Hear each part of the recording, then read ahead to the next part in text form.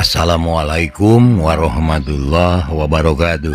Haturan mitra alhamdulillah tepang dangu deui sareng Mang Barna. Urang ngadongeng deui mitra. Kumaha? Daramang sadayana. Mugia mitra aya dina Ginanjar kawilujengan sararehat. Alhamdulillah Mang oge majeng kasehat. Doa na ti palawargi mitra dangu nu cinta kana acara dongeng ngadoakeun Mang supados sehat deui jag-jag deui. Alhamdulillah ayeuna teh majeng ka sae mitra.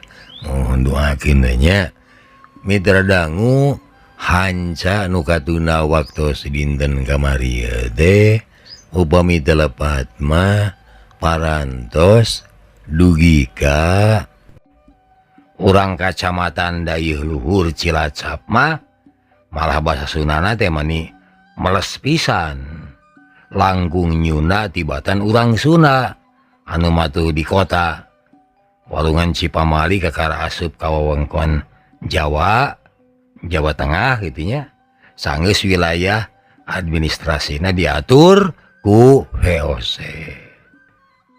Leresnya mitra upami telepat ugi kadinya kumaha terasna mangga urang sami-sami lajengkeun deui wae. Sok kabarayun sadayana.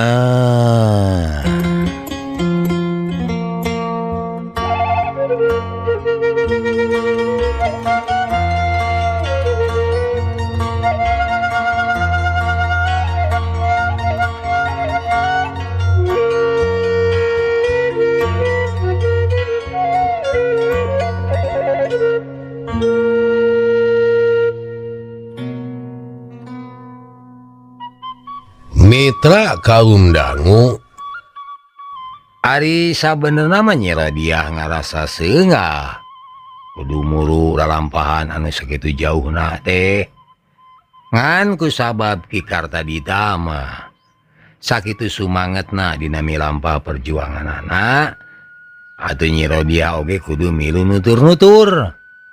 Padahal hari hate-hatena mah nyira dia teh keur pinuh ku kasumpeg. Manehna teh keur tunggara dina urusan cinta bogoh ka hiji lalaki sasat parebut jeung nu jadi indung. Lamun mentingkeun dirina indungna katarangsara. Tapi ari mentingkeun indungna apan geuning hatena teh manibatan sakieu sedihna. Karasa ayeuna mah beuki jauh jeung si Amang beuki keung hatena teh. Ayeuna sanggeus kanyahoan si Amang teh henteu tuah henteu dosa, Nyi Rodiah mah ngadon beuki asa ka siksa hatena. Mani asa diwawajet atuh. Manehna teh ngarasa dosa, jalma anu sakitu hade hatena model si Amang dicacampah dirujit ku tarekah fitnah. Ari eta fitnah teh bibit buitna mah datang ti anu jadi bapana Sunjaya teh. Malah cek gerenteusna nah atuh aya nasib aing teh mana kieu-kieu teuing. Saumur dumelah teh nyaho di rupa bapa. Lian di kitu teh deui ku kabeneran. Polah nu jadi bapa mangsa hirupna teh nyucud teu cereung. Heuceuk hatena Nyi Rodiah teu waleh ngarasula. Hampura cenah Amang hampura. Geus ngaraheutan hate Amang. Nyai teh make nuding nu lain-lain ka Amang teh. 11 tahun Nyai teh ceuceup ka Amang. Da cenah jalma anu ngaran sanaya teh jahatna ka bina-bina. Padahal mah ukur geuna ku fitnah. Ceuk hate Nyi Rodiah deui. Tapi sakumaha manehna ngarasa dosa ka sanaya, Nyi Rodiah mah geus janji moadeg nepungan deui sanaya. Kaceuceup ka sanaya teh ayeuna mah geus leungit. Malah minangka gantina kacintana beki tambah-tambah bae. Tah kusabab eta pisan manehna rek nguat-nguatkeun hatena moal deuk nepungan deui sanaya deh. Lamun mah aing nepungan si Amang, ieu hate sieun teu kuat, sieun embung pisah. Padahal kuku maha bae oge, aing teh kudu ngerehan. Keun bae si Amang cenah hirup rukun, ngolah kahirupan rumah tanggana jeung Ambu Suni. Keun bae aing mah rek ngabuang maneh we. Nu penting kacinta Ambu Suni ka si Amang ulah kaganggu ku aing. Heuh omong hatena Nyi Rodiah melas melis. Lumatak itung-itung ngabuang maneh, Nyi Rodiah teh geus gilig arek muru ka Tatar Wetan. Sejagabung jeung Ki Kartadita anu jadi guruna anu ti anggalna keneh geus ngajak manehna muru Tatar Wetan. Nyi Rodiah mah meureun teu nyahoeun. Da sabenerna sanaya oge kapan keur muru Tatar Wetan. Tujuanana sarua nyusul-nyusul hayang marangan Kanjeng Haji Prawatasari anu sejasera bongkokan ka kumpeni. Kitu nya mitra. Dah mitra, ayeuna urang balik deui nutur-nutur lalampahan sanaya. Saenggeus ningalkeun Nyi Sunia anu cenah arek diurus ku Ki Maskara, sanaya terus ngalalana muru ka tebeh wetan. Maksudna mah taya lian iwati arek muru ka Mataram atawa mun ayeuna mah meureun muru Surakarta, Solo, Jawa Tengah. Nu matak ti Bantar Jati Girang teh manehna mah bang bras we muru ka tebeh wetan. Manehna leumpang deui ngaliwatan wewengkon Cianjur. Ngan bedana teh ayeuna mah teu unyang-anyang ka padalaman pamoyanan, tapi jalanna teh ka tebeh kalereun pamoyanan. Tujuanna mah taya lian iwati arek muru Mataram teh. Sanaya mah leumpang rada cepet ngaler heula. Naon sababna kitu? Sabab zaman harita mah jalan anu babari di Sabah teh nyaeta anu aya di tebeh kaler. Wewengkon anu pernahna di wewengkon wetaneun Cianjur mah kaayaanana teh masih kene rumpil, jemet jeung sanget. Ari di wewengkon Pakaleran mah kahirupan oge geus rame jeung geus maju. Perdagangan geus kawilang euyeub keur ukuran zaman harita mah. Keur mah kapanan jalan warisan ti Pajajaran oge masih kene ngemat panjang. Sanaya namatak muru ka Pakaleran oge supaya bisa mapai-mapai jalan urut Pajajaran. Kapan ti Cikao Purwakarta teh bang brasa teh ka Sagara Herang, Subang, terus ilek deui Mengkol ngidul muru Sumedang Larang. Jalan teh sakitu ngabulung-bulungna. Ngan ari sanaya mah teu terus mapai-mapai jalan raya Pajajaran. Sanggeus anyug ka wewengkon Cikao, manehna mah neangan walungan badag. Nyamanggih walungan anu katelahna Citarum. Sanaya geus kungsi ngadenge Citarum anu harita ngamalir ka tebeh kaler semungulon teh cenah ngamuarana di ujung Karawang. Ari Karawang teh baheula mah kaasup wewengkon Karajaan Leutik anu nelahna Tanjung Pura. Muara walungan Citarum di Karawang teh baheula nama mangrupa palabuhan nyatana palabuhan badag bogana Kerajaan Pajajaran. Aing hayang nyaho mun muruka tebeh girang, kira-kira ya naon bae. Cek hate sanaya bari ngadaweung di sisi walungan anu caina can merang-herang. Sabenerna mah milih jalan sajen deh bari sakalian. Rada salungkar salingker heula. Mun sasama pajuang sejen mah dina nyusul-nyusul hayang nalingakeun Kanjeng Haji Prawatasari teh ngahaja neangan anu rame. Da susuganan bisa tepung jeung pasukan kumpeni pikeun diobrot. Ari sanaya mah malah ngahaja neangan jalan anu sunyi. Maksudna mah taya lian iwati hayang ngajauhan musuh bae. Cek pikirna manehna teguna ukur ngajakeun maneh tarung jeung kumpeni mah. Nu kitu mah lain bajuang. Tapi sakadarnya capkeun nafsu amarah bae. Da cek aing mah nu dimaksud bajuang deh lain sakadar biteu tama mayan musuh bae. Cek pikir sanaya. Sabot sanaya keur ngahulang kitu, lar aya parahu ngaliwat atuh ku sanaya teh nu bogana digeroan. Hei kisilah, tungguan kisilah. Cek sanaya bari cengkat. Parahu teh kawilang badag. Mun sina ngakut beas mah moal kurang ti 50 karung goni anu dieusian ku beas. Tapi harita mah parahu teh keur kosong. Tukang parahu aya kana opatanana ngeureunkeun heula pangwelahna. Parahu teh henteu pati gancang. Da ngawalah muruka girang mah rada berat. Keun bae teu kudu nyisig heula. Bisi hese. Kan kami mah hayang milu mun kaidinan mah bisa teu.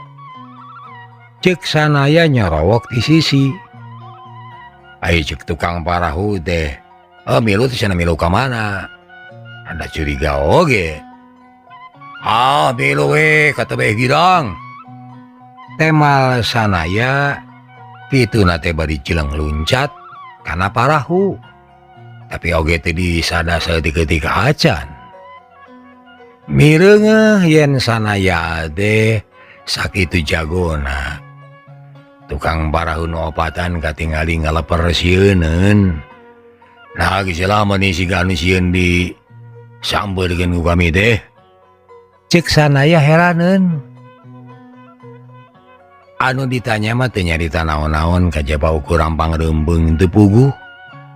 Ngan sageus ditalek sakali deui salah saurang cumarita. Duh Gan, atuh daget ieu mah nyuhunkeun sarantos we da. Poe ieu mah kami teh acan nampa bayaran di bandarna oge. Naon teh maksudna? Teu ngarti kami mah teu ngarti geuslah. Ngomong sanaya. Atuh ari hayang aneh jeung hayang sieun mah. Sia teh kudu tepung jeung mbak anu tilu ieu. Omong tukang parahu rada teu geunah. Dumeh sanaya bangun anu ngecek kana kapercayaan maranehna.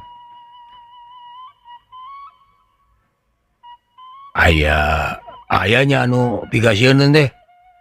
Aya deuleu eta teh majuring peujit. Wangunanna siga peujit hayam. Panjangna teh kabina-bina. Sok mulit kana suku. Mun dikade ku bedog manjangan deui. Sia tang tuh bakal paeh. Sabab sakujur awak bakal dibeulit ku peujit. Ceuk tukang parahu teh bari ngabirigidig. Gitu. Mitra kaum dangu sadaya, tukang parahu nu opatan teh malah malik heran basa sanaya tumanya gitu teh. Ngan kadieunakeun maranehna mimiti ngarti yen sanaya teh tangtu lain jalma anu ngabahayakeun. Lamun kitu mah meureun Ki Sela teh lain baladna Ki Sengket Haurnya. Omong tukang Parahudi sengke daur. Kami mengadengi oge kakarayeun we tigi sila. Temal sanaya masih kene heran. Parahu magis ngageleuyeung deui muru ka tebeh kidul nyaeta ka Girangkin. Di tengah jalan salah saurang di tukang parahu anu opatan teh madar carita cenah anu matak sieun basa sanaya hanyat kana parahu teh sabab maranehna geus nyangka yen sanaya teh baladna Ki Sengke Daur. Saha ari Ki Sengke Daur teh? Omong sanaya heraneun. Ki Sengke Daur teh kakentong bajo cai anu pura nyokotan upeti ka sakur parahu nu ngakut barang dagangan. Sawalungan Citarum mah di kalerna nepi ka ujung Karawang, jeung di kiluna parat nepi ka Sangiang Tigoro. Geus arapaleun pisan. Saha manehna teh? Tema tukang parahu. Bajo teh nya. Sanaya ngagereneng semoneteup ka jauheuna. Lain sabajo-bajona, sabab manehna mah ngabajo oge jang kepentingan perjuangan bangsa. Omong tukang Parahudi. Ngadenge eta caritaan. Sanaya mah mungu heran we nu aya. Ari bajo teh rampog. Ari rampog deh jalma jahat. Mematak asa papaling bang pisan.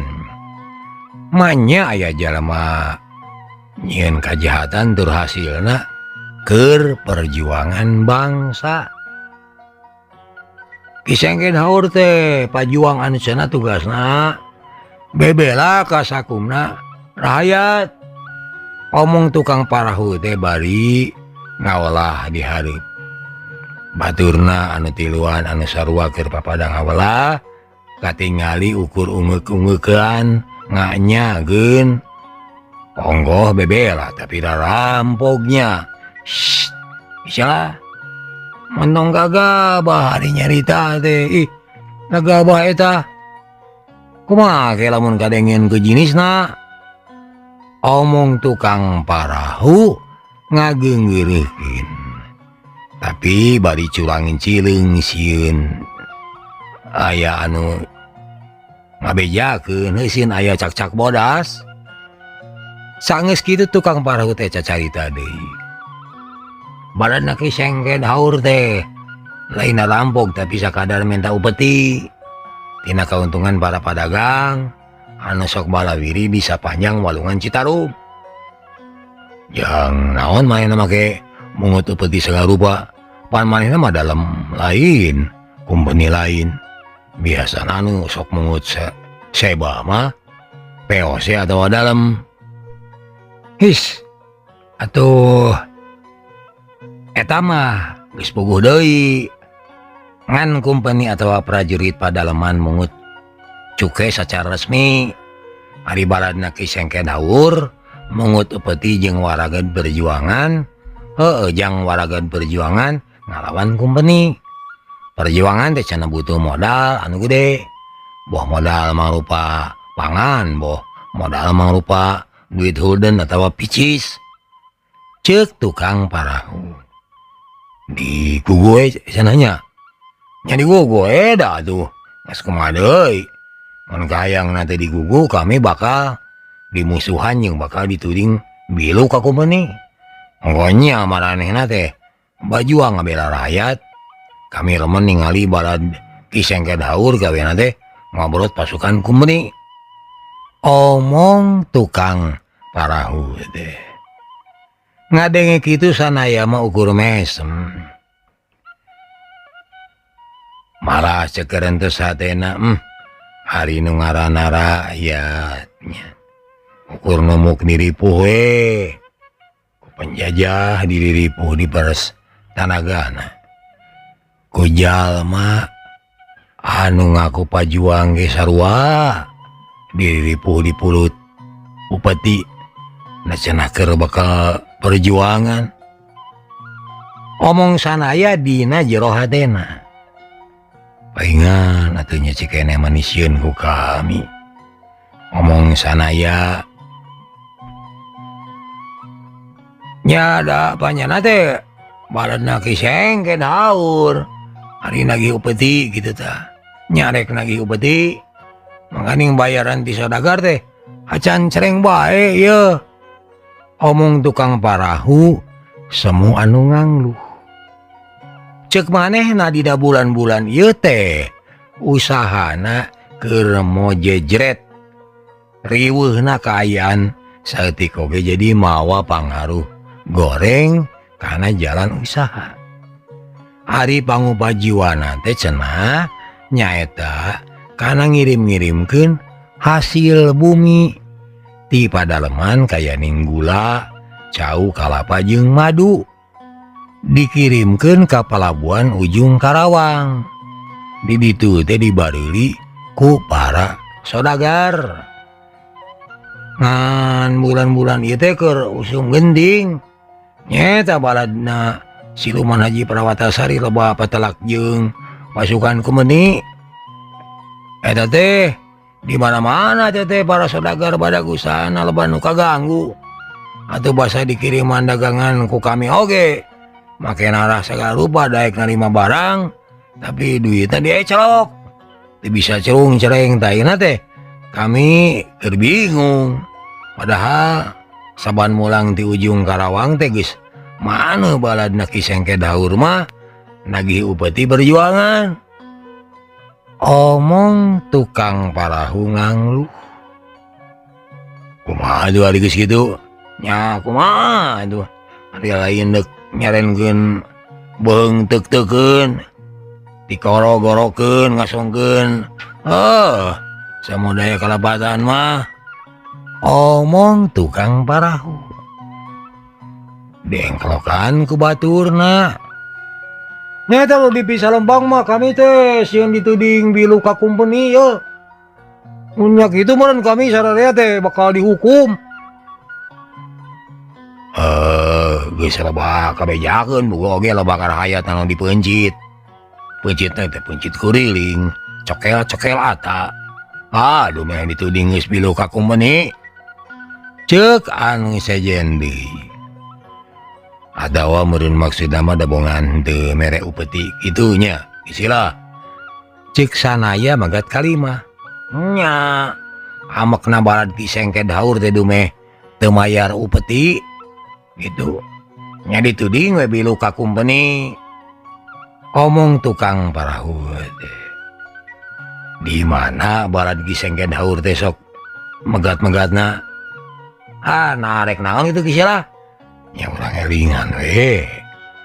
Pan ece selin naranjeun teh henteu bilu ka kumpeni. Bae mentong milu riweuh keun bae. Kana kaleuwih riweuh rakena teh. Omong tukang parahu. Nyeta urang bereskeun we atuh. Damun terus-terusan kieu mah meureun aranjeun teh riweuh salalawasna. Mending riweuh we jeung cilaka mah. Mending riweuh. Omong tukang parahu deui siga anu sieun ditulungan ku sanaya. Ngan sabot padugang-dugang kitu.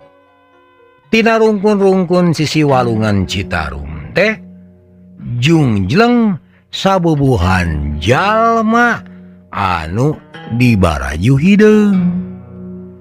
Kusanaya dihitung jumlahna teh aya kana 5 anana.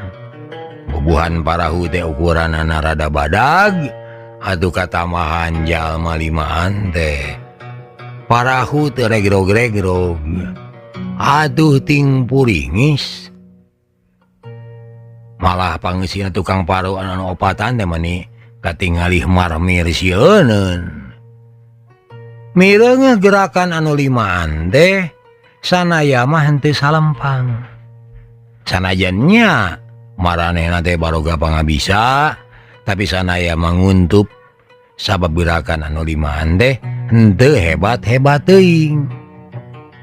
Salah saurang ti antara maranehna nyaeta anu awakna jalugjug janggung langsung hohoak. Maya saya ki. Kada bawa ni oi. Ceuk si jangkung namprak. Aduh sarantos we nun. Kami teh teu acan nampa bayaran ti sadagar bugisna oge teu acan. Tema tukang parahu mamanapan. Kaprot. Tukang parahu ditampilingan kencak katuhu. Ya mah pagawean yang anjali rijang ini. Dengarkan, siagas 3 bulan ngajeblug.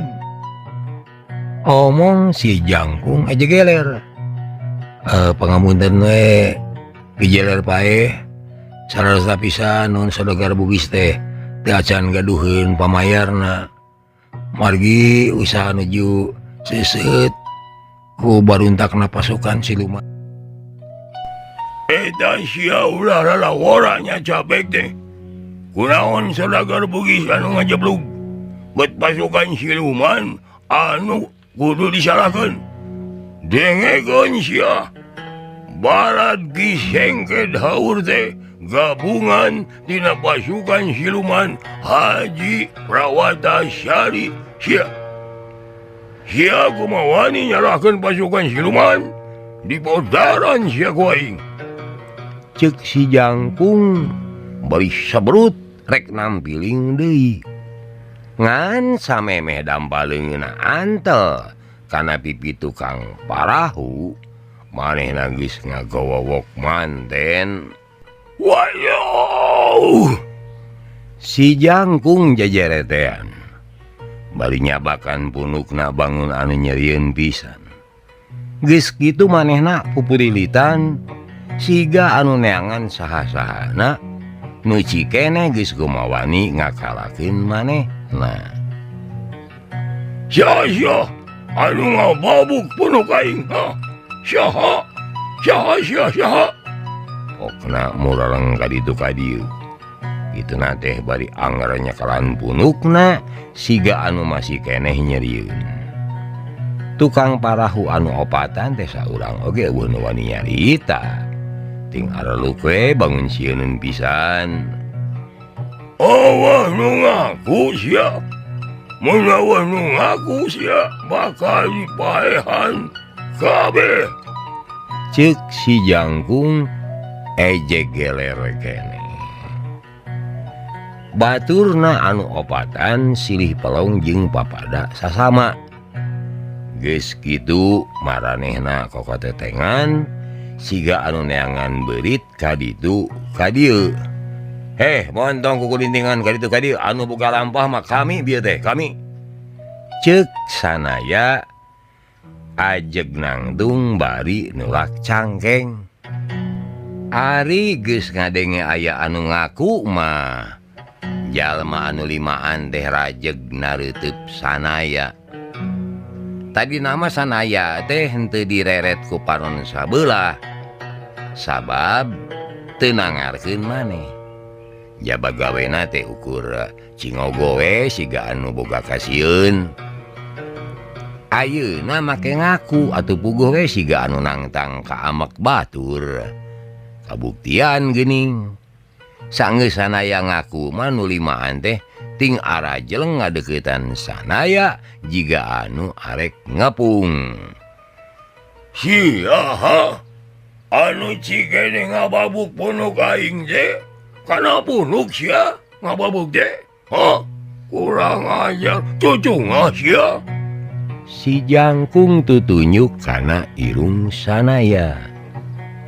Nida katukeul. Teu masa ngagebug bonok. Cing gara tanyakeun ka batur-batur kisilah. Naha kabireungeuh kitu yen kami cikene ngababuk punuk. Mireungeuh kami ngababuk punuk teu? Henteu. Tuh, nya henteu cenah. Omong sanaya bari teu kungsi ngadagoan jawaban batur. sanaya mah manehna anu nanya manehna keneh anu ngajawab. Ningali polah sanaya kitu, si Jangkung asa diece. Sidik sia nu si keneh ngababuk bono ka aing teh sia. Hah? Cenah ngasongkeun beureupna anu bulid. Is, teu ngababuk. Kami mah ukur maledogeun si Kiloa bieu teh. Kabeneran mecel. Keuna pisan kana punu kisilah. Pira ge kitu? Temal sanaya bari geus nyokot deui buah loa anu mayak dina parahu. Buah loa aya kana 5na ku sanaya dirangeum. Geus kitu dicentangkeun hiji-hiji kawas anu nyentangkeun kaleci. Belesat peletak. Belesat peletak. Belesat peletak. Jiga nyentang kaleci we kumaha. Wah, aduh. Buah loa 5 hiji-hiji dibagikeun ka balad Kisengke dahaur. Anu dicentang henteu kungsi nyingcet. Sabab buah loa teh datangna mani gancang kacida. Nyaho-nyaho geus keuna kana irung masing-masing. Samemeh maranehna usik. Awak sanaya geus ngabelesat.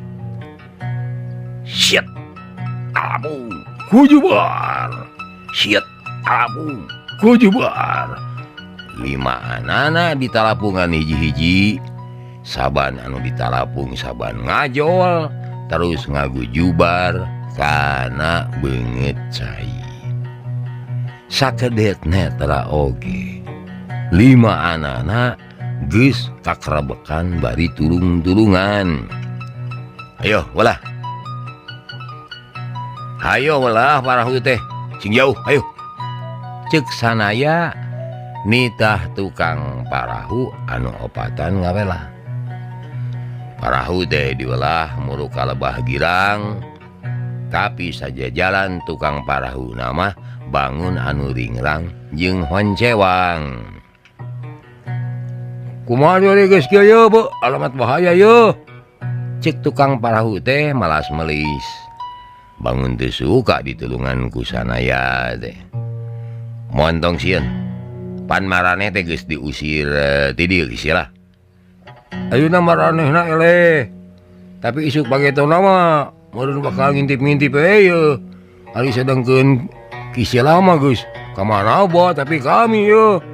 Maka yang hareupan mara bahaya. Da bakal dibaras atuh. Sebaban sapapoena oge kami mah aya dicai. Cek tukang parahu teh marmir. Moal ganggu deui dijamin lah. Cek sanaya mani yakin. Tapi ari nu diajak nyarita mah anger we cangcaya. Kumaha carana ngajamin keselamatan kami teh? Anterkeun we kami ka tempatna. Ka tempat saha? Heeh, ka tempatna Kisengke dahaur. Maruk. Atuh jauh pusirna balad Kisengke dahaur mah.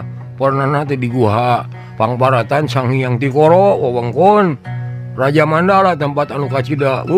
Geumanana sabab binuh ku bangsa Siluman Sileman. Ih, cek tukang parahu sajena. Abdi gidig ngadenge ngaran Sang Hyang Tikoro teh.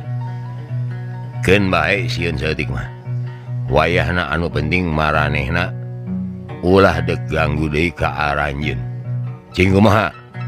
Ceuk sanaya. Tukang parahu teh gawena ukur ngahulang. Pangwelah mah diantep we teu dipake. Nepikeun ka parahu teh siga anu rek balik deui muru kahilirkeun. Ulah hari ngilang, ulah hariwang. Jalma bajuang mah kudu daek korban. Lamun kisilah daek ngasongkeun upeti supaya teu diganggu maranehna. Ayeuna kisilah oge kudu daek mayar ka kami sabab maranehna ku kami arek diusir ti Citarum. Sangkan teu ganggu deui ka kisilah. Ceuk sanaya. mayarnya segala oke kudu dibayar tuh ngan bedana ari barat kisengket haur mah menta dibayar ku harta kami mah bayar ku tenaga we nya kumaha carana mayarna mah anteur we kami ka pangparatan Guha Sangyang Tikoro mun anger sieun ku barat kisengket haur atuh keamanan Citarum teh anger we diganggu ceuk sanaya kami tanya sieun ku baratna kisengket haur teh ngan deui mun dibandingkeun jeung kasieun kami ka anu ngageugeuh di pangparatan Guha Sangyang Tikoro mah kasieun kami teh ka baratna kisengket haur teh teu satai kuku acan bala kawe kami mah kacida sieun aku nu ngageugeuh di pangparatan Guha Sangyang Tikoro mah sieun cek tukang parahu bari bibir gidigan deui geuning ari kisengket haur mah ludeungan nyebut didinya omong sanaya lah manehna mah geus jadi wadia barat anu ngageugeuh di Sangyang Tikoro kapancuk maranehna oge upeti teh salian ti keur perjuangan bangsa sawarena mah dipake seba ka anu ngageugeuh Guha Sangyang Tikoro omong tukang parahu mitra kaum dangu ngadenge eta jawaban sanaya mah mesem we manya bangsa dedemit butuh kudunya barana cek sanaya ulah gagawan nyarita teh kami mah teu wani nyebut kitu nu ngageugeuh kitu cek tukang parahu manis sieun dumeh sanaya nyebut dedemit teh dilemu jeung satengah dipaksa pamustunganana tukang parahu anu limaan teh daek nganterikeun sanaya muru pangparatan Guha Sangyang Tikoro di wewengkon Raja Mandala. Mitra kaum dangu kunaon atuh tukang parahu anu opatan meuni sakitu sieuna ku anu ngageugeuh Guha pangparatan Sangyang Tikoro teh bari ngawelah anca sieun-sieun oge maranehna teh medar ka nyahuna cenah sabenerna mah sasaha oge ulah sok sagawayah jeung ulah sompral mun kabeneran lalayaran di Citarum teh nu mata kitu teh sabab sapanjang walungan Citarum mah nyaeta ti mimiti hulu wotana ti Gunung Wayang nepi ka muarana di ujung Karawang dijaga ku para embah aya 11 embah anu ngajaga walungan Citarum teh dina waktu-waktu anu tangtu eta embah anu 11 teh sok karumpul di Guha Cai Sangyang Tikoro Raja Mandala omong tukang parahu teh aduh mani loba kitu atunya cek sanaya bari curug-cerek jumlah nama malah jauh lebih babatan 11 bawa 100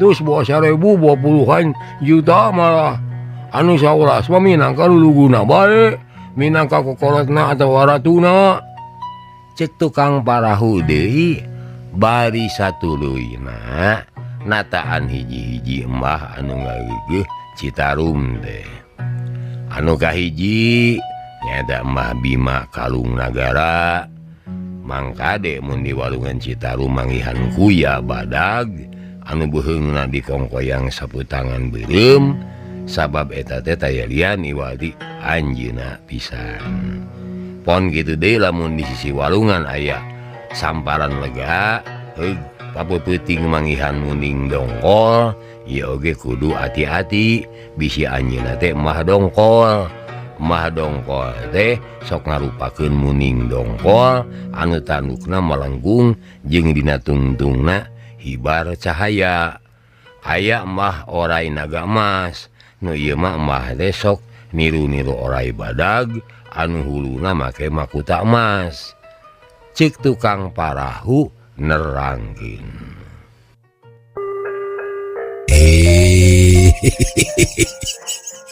cager para mitra hanya kal kabujeng nengnong hatur nuhun kana perhatosanana insyaallah enjing tepang dangu deui billahi taufik wal hidayah. Assalamualaikum warahmatullahi wabarakatuh. Ciao.